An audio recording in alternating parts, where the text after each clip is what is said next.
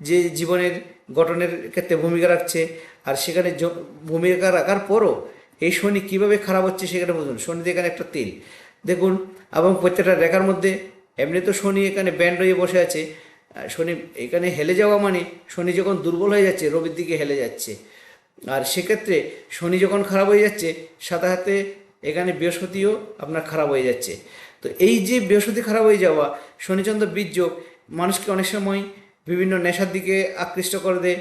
এই ধরনের রেখা যদি কোনো রেখা এই ধরনের আসে, এই ধরনের রেখা চন্দ্রকে দেখে এবং এখানে শনিকে দেখে দেখা যায় কোনো কারণে নেশার সাথে এডিক্টেড হয়ে যাওয়া, মনে মানসিক দুশ্চিন্তা চলে আসা, যে জীবনে মনে হচ্ছে আমার আর কিছু হবে না, এই শেষ, মানুষ অনেক ডিপ্রেশনে চলে যায়।